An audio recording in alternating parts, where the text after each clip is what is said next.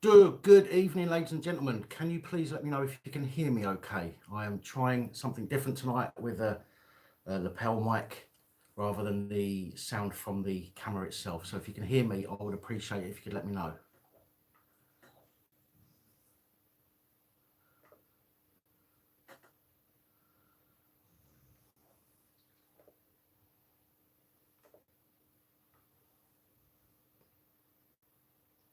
Hello, can you hear me, guys?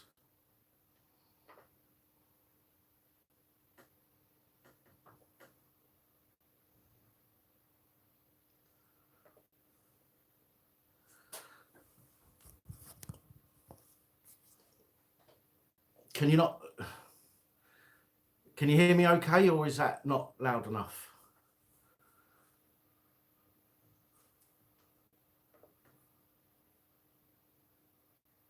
Brilliant, thank you.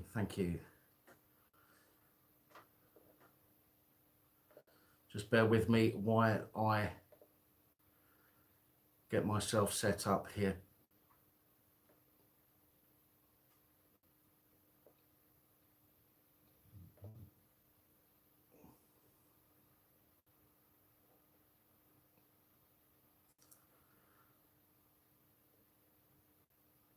Okay.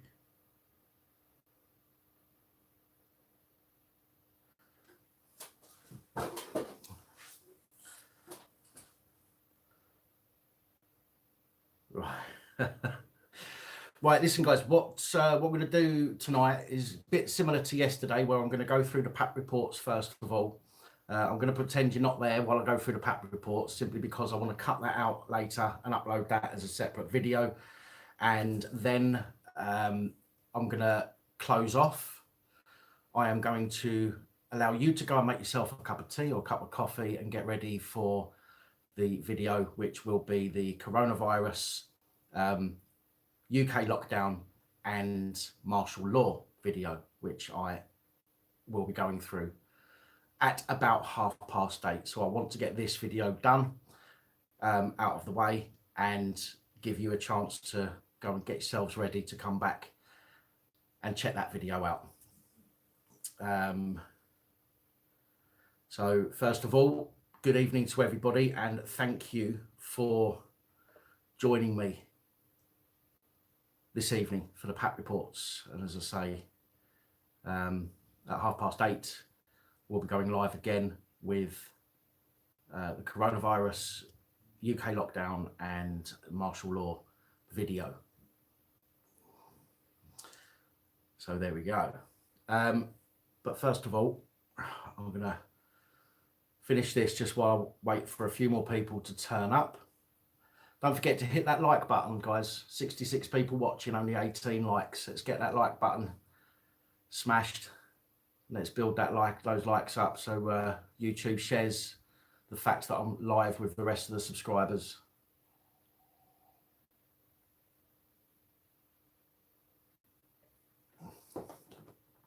Greece, which as of Sunday, you are in lockdown. Yeah, it won't be long here. No, Stella, there wasn't anything on the community page because I didn't get round to it. My apologies for that. However, when I go live, I will give an email address, and because I'm going to do it through a different system, I'm not going to do it through the way that I'm doing it here. I'm going to do it through a different system. Because when I go live at 8:30, I will... Alice, don't.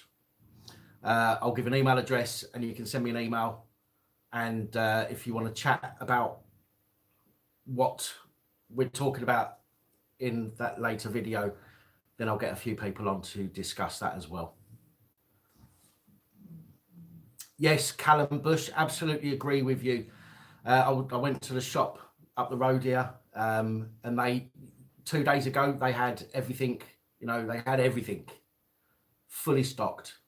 Today I go in and literally they've got single rolls of toilet paper, and you're only allowed 4 rolls. So as I was saying to the lady in the shop, it's absolutely ridiculous. If people just carried on buying what they normally buy, maybe buy an extra roll of packet of toilet roll or an extra hand sanitizer, then, you know, everybody would be able to get their hands on everything that they need. But no, unfortunately, the great British public, although we're said to be able to, you know, deal with, you know, adversities, when it comes to something like this, everybody crumbles. And it's not good. So, again, let me just get myself prepared for this, and then we'll get on it. And then give you a chance, as I say, to go and get yourselves a cup of tea, cup of coffee, go to the toilet or whatever before we start our later video.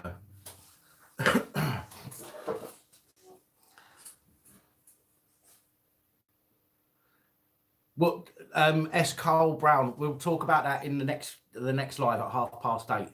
I'm going to go through all of that stuff with you at 8:30. All the stuff that I've found, all of the potential possibilities that we might be seeing, and a lot of you probably know this already, but I'm hoping that I'll be able to shed a little bit of light on some of it that you may not know, and I'm sure some of you will give me some information that I'm not aware of yet. So back at 8:30 after this video. So make sure everything is turned off here. That's on silent. Is this on silent? That's on silent. Right. I'm not going to be able to respond to your comments while I'm doing this PAP reports, so forgive me for that. But I just want to get this out of the way so that we can then get ready for the video afterwards, which is going to be a bit longer.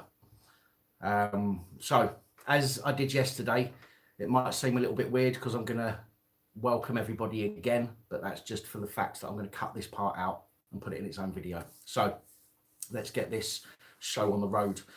So welcome, ladies, gentlemen, boys, girls, innies, outies, and in-betweeners. I'm Dan, and this is the PAP Reports. Today is the 19th of March 2020, and today we're actually going to start with an update to a video that was widely shared across social media back in April of last year, where a plainclothed Metropolitan Detective Constable was filmed hitting a young lad with his baton in Romford. Now, I'm sure most of you, if not all of you, remember that situation. The lad was handcuffed, he was outside some shops, and the plainclothes officer was hitting him with his baton. I'm sure many of you remember that. Now, in November of last year, I also reported in a separate video that DC Kevin Rowley from the Metropolitan Police had been charged with common assault by beating, and that followed an IOPC investigation. Although, even though he was charged with an offence, the Metropolitan Police Federation chairman Ken Marsh said that they would vigorously defend his actions, which of course we knew they was going to do. Well, now, after Detective Constable Kevin Rowley had his trial at Hendon Magistrates Court on January the 23rd, even though there was a video, and even though the CPS initially felt there was enough evidence to take it to court, DC Rowley was found not guilty. So, initially, the IOPC, when they did their investigation into the potential assault by beating, they also discovered that there was potential that he could have a case to answer for misconduct concerning his use of force on the lad. And at the time, the Metropolitan Police Service agreed with him. Or agreed with them. So the IOPC initially said that along with charges for assault by beating, Detective Constable Kevin Rowley, there is evidence there that he committed misconduct, and the Metropolitan Police agreed. However, following the trial, where he was found not guilty, all of a sudden they're backpedaling and going, oh yeah, actually, no, we're not gonna do him for misconduct. Yeah, it's all right. No criminal offence, no offence, wash our hands on it, sweep it under the carpet, let's forget it and move on. So Kevin Rowley, even though they found no wrongdoing on his part, so he wasn't found guilty of assault by beating, and he hasn't got to face any misconduct hearing, he still has to take what's called a reflective practice review process. A reflective practice review process. And that means that he has to work with his supervisors to reflect on what happened. So he has to sit there with his supervisors and think about what he did like a naughty boy. But if he did nothing wrong, why would he have to reflect on the situation to identify any issues that may have gone wrong? If he did nothing wrong, then he doesn't need to reflect on it, surely. But there you go. They're saying that he needs to, even though he was found guilty. So that to me suggests that they know that he done something wrong, but he was lucky to get away with no charges. So then now we move on to a plastic policeman, Special Constable Dominic Taylor. Dominic Taylor is based in Bridgewater in Somerset, and he is accused of being cocky. So if we can accuse police of being cocky and they can have misconduct hearings, then they're all going to end up in front of a misconduct hearing. But Dominic Taylor was accused of being cocky and officious towards another driver when he was off duty and in his own car, and this happened in August last year. Dominic Taylor allegedly failed to give an adequate explanation to the individual driving the other car about what was going on, and he left that individual confused and concerned as to whether Special Constable Taylor was a real police officer or not. So basically, he's probably, as a plastic plod, he's got out of his car, tried bigging himself up and saying, oh, I'm the police, and got everything wrong, which left the guy wondering whether or not he was police or not. His misconduct hearing said that Dominic Taylor gave untruthful accounts of the events, what happened. So he had this accident. Special Constable Dominic Taylor gave untruthful accounts of the events on 3 separate occasions. So he was asked 3 times, and he lied 3 times. He's also accused of filing a false mileage claim. So claiming that he was on what they call a tour of duty. I mean, I don't know where they get that from. Claiming that they was on a tour of duty when he wasn't. So basically claiming money for mileage when he wasn't even working. Now, if these are proven, it would be gross misconduct. It wouldn't just be misconduct; it would be gross misconduct. The hearing is due to be held at Avon and Somerset Police in Portishead next week. Next week on the 23rd. So obviously we'll follow that up and see what happens there with him. Now we're going to move on to something slightly different, because you wouldn't normally expect an ambulance worker or the ambulance service to be under scrutiny on this channel.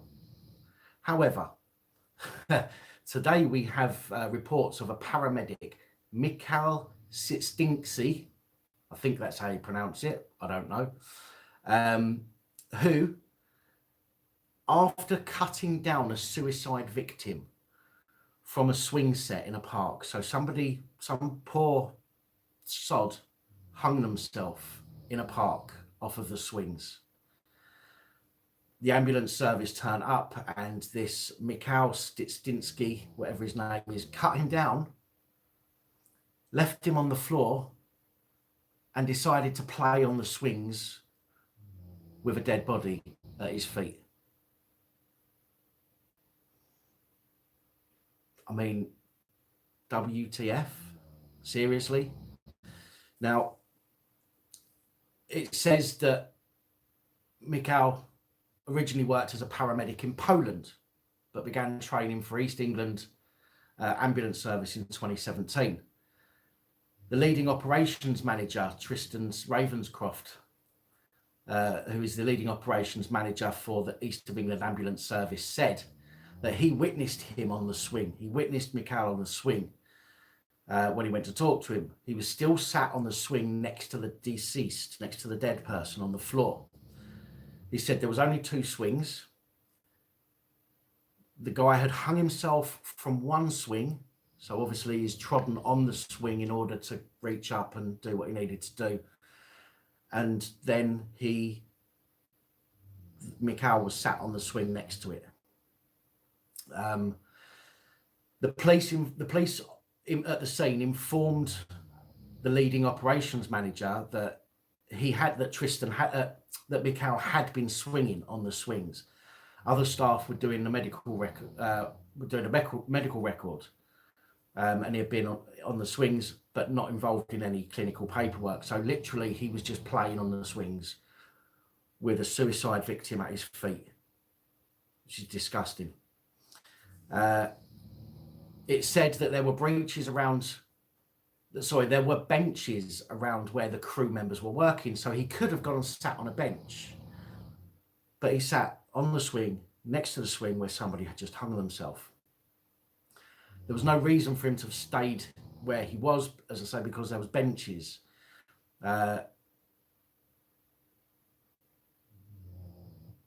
It also goes on to say that he acknowledged that he shouldn't have been sat on the swing next to the body.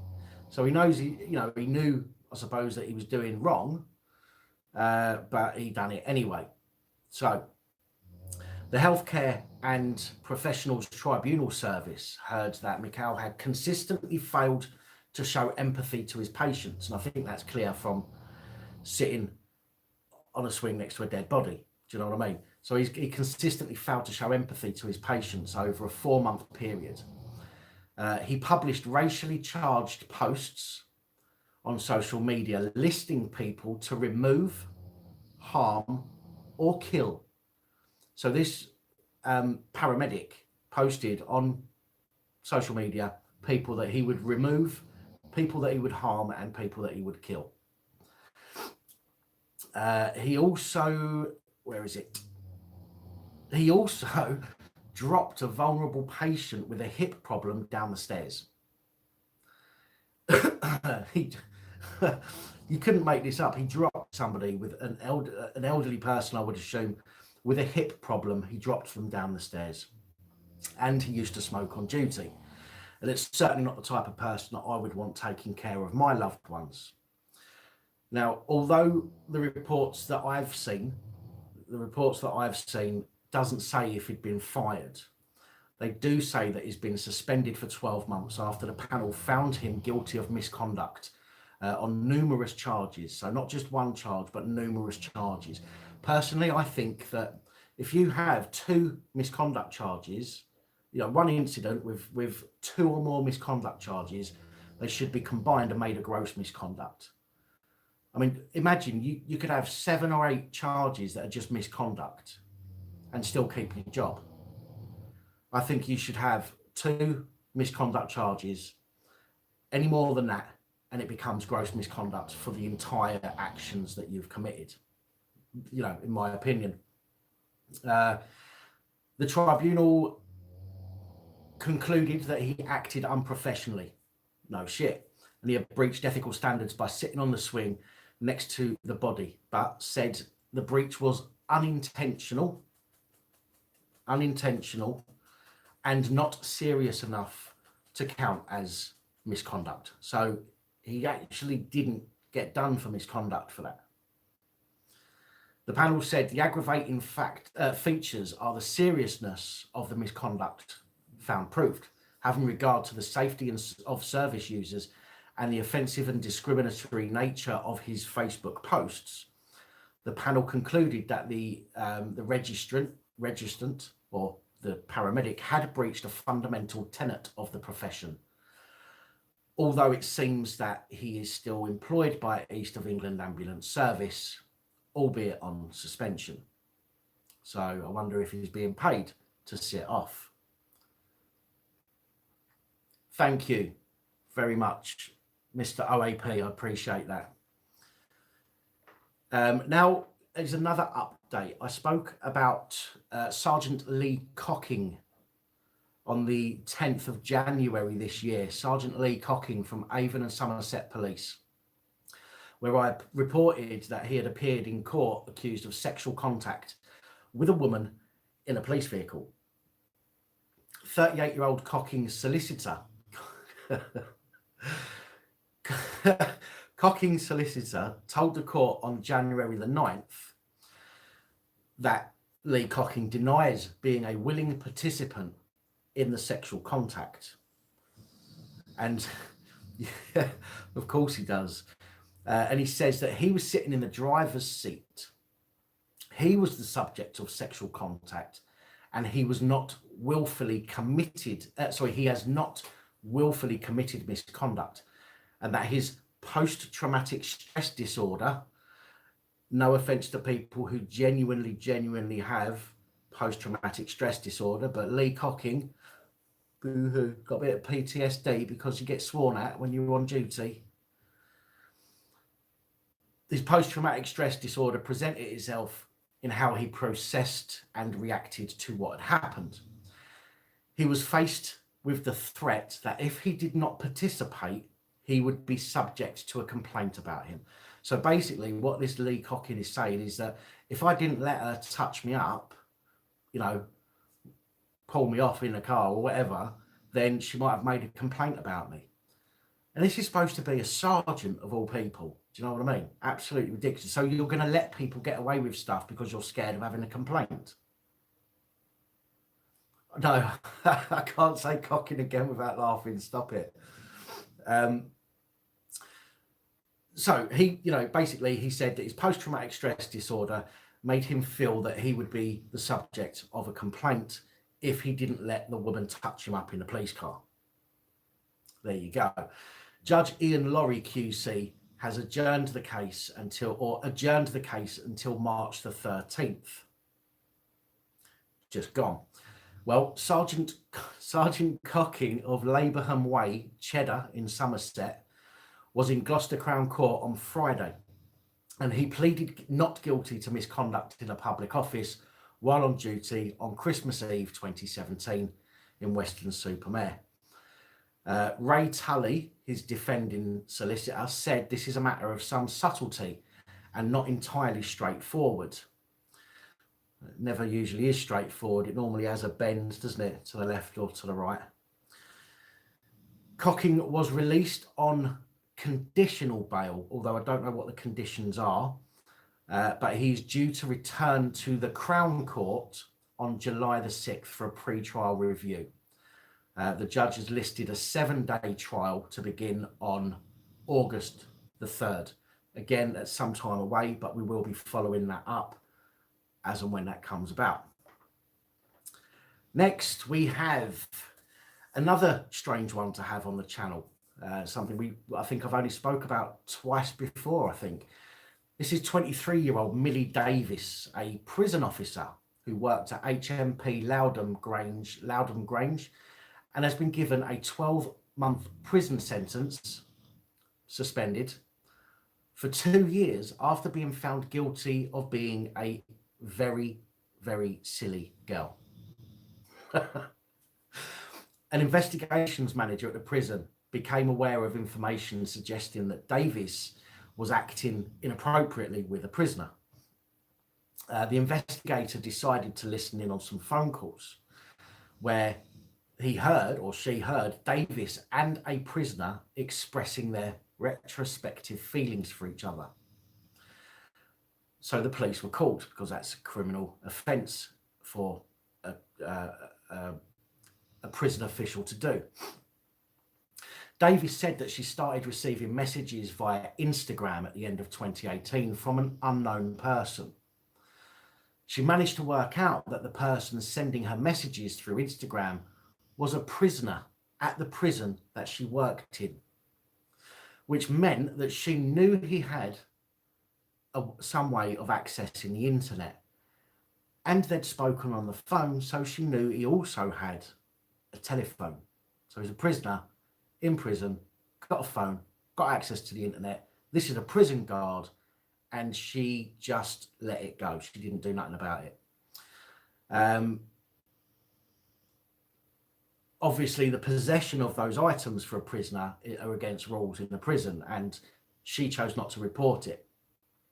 She said that they loved each other very much, and it was a cyber relationship. Yes, of course, because you can really be, you can genuinely love somebody that you've never met or know nothing about.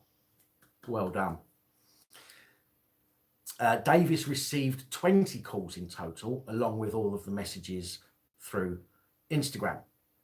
She denied in interview that she'd disclosed any information about prison security, because that's obviously what one of their main concerns is, but she described her actions as being very, very silly. She was suspended from her job. She was suspended from being a prison officer and then resigned from the prison. At court, she pleaded guilty to misconduct in a public office between December 31st, 2018 and May the 1st, 2019. And as I say, is currently serving a 12-month prison sentence, suspended. All these suspended sentences, it appears to me that it's a waste of time having a judicial system if people are going to get let off for serious offences. Let's face it, misconduct in a public office should be a very, very serious offence. But no, don't worry about it. The next report, or the next two reports, are courtesy of Charles, one of the subscribers. Again, Charles, thank you very much. I do obviously appreciate anybody that sends me links to stories that may be of use, because I cannot find them all, although I do my best. Very short one, first of all. A year-long investigation into Greater Manchester Police's head of communications has come to an end. Amanda Coleman, who holds the £72,000 a year position as head of communications, was being investigated by professional standards after concerns that had been raised regarding a member of police staff. Greater Manchester Police have outright refused to reveal the nature of the investigation, but they did confirm that Coleman did receive a formal written warning. A spokesperson for Greater Manchester Police, how much? £72,000 for head of communications for the police force. Seems like a lot of money, that, if you ask me. A spokesman for Greater Manchester Police said a misconduct meeting took place on the 17th of March this year in relation to concerns raised regarding a member of staff, and the allegations were proven. So the allegations were proven against her. Whatever they were proven. They said a sanction was given, and now the professional standards investigation matter is concluded. Head of communications, by the way, seems to be, and I might be wrong, but it seems to be her role is tweeting, Facebooking, YouTubing. That appears to be what her role is as head of communications. And I'll tell you for why, because she had an idea, I think it was last year or year before, for the force to tweet during a 24-hour period, to tweet every single call. So every single crime that was reported, they tweeted it for a full 24-hour period in order to show people, the kinds of things that they have to deal with. So 72 grand for tweeting. I mean, fuck me, I wouldn't mind doing that. Do you know what I mean? And last but not least, 3 Metropolitan Police constables have tested positive for swine flu. Coronavirus. 3 Met Police constables have tested positive for coronavirus.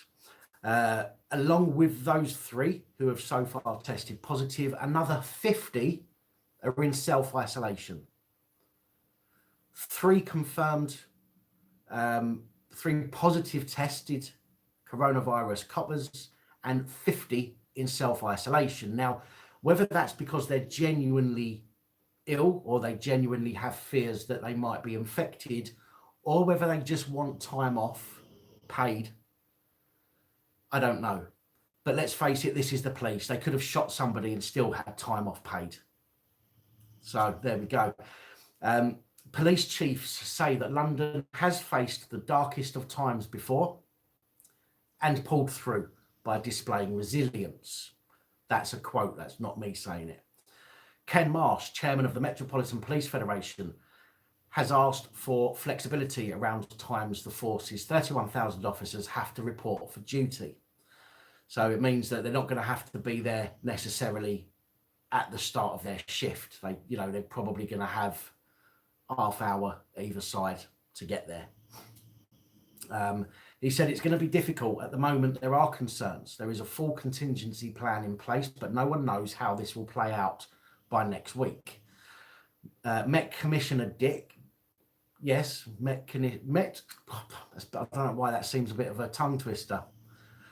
And that's not a pun, by the way. Met Commissioner Dick has vowed to keep her officers on the streets and overcome the fear and uncertainty caused by coronavirus. She said, I want to reassure you that much also remains the same. Our brave, dedicated and professional officers are and will be out there on our streets and supporting our communities. Or rather, she should say, our dedicated and professional robots will be out there on our streets abusing the new regulations that they have now been given. But we'll get into that at 8:30 in the next video, the next live stream. She also said, we are here to support the people and continue to perform our primary function, to protect lives and prevent crime wherever we can. Well, maybe they've got some areas where they can't prevent crime, seeing as so many people get away with committing crime. Lord Chancellor Robert Buckland QC said yesterday that he expected 3/4 of Crown Court trials in England and Wales to continue. He said, we expect all lawyers, magistrates, jurors, witnesses, defendants and court staff to continue to attend court as required, so the interests of justice can be served. However, any court cases that are expected to last more than 3 days will not be started. So that means there are, it's a shame. No, it's not a shame. I'll talk about that another time. I was going to mention somebody that I didn't want to bring it up in this video. Anyway, I'll cut that out in the edit. So basically any court case that is likely to last 3 days or more is not going to go ahead. That means the criminals, the crooks, won't be taken in to go to court, and the ones that are being held on remand will have to stay in remand for longer, which I don't mind about that. He does say that some fear the fight against violent crime on London streets could be tested if the capital continues to be the pandemic's hotspot. It's not exactly the pandemic's hotspot, is it? Italy is the pandemic's hotspot. Although I personally might suggest that if the police are off sick, then we might actually see a reduction in crime rates. So there we go. A big thank you to Patreon supporters, Mighty Lad, Holly, AD, Dave, Ian, Copperwatch, and there's another one. I thought I'd written it down there, but I didn't. And Josie. And Dean. Oh God, I'm behind. Mighty Lad, Holly, AD, Dave, Ian, Copwatch UK, Dean and Josie. Thank you so much for being Patreon supporters. It's much appreciated. Anyway, that is all I have time for today. Please like, share, comment and subscribe. 68 likes and 164 people watching. Come on, you can do better than that. Let me know your thoughts in the comments underneath the video. I know most of you will. And until next time, stay safe, look after each other. film the police and other officials. Cut. Right. That's that out of the way.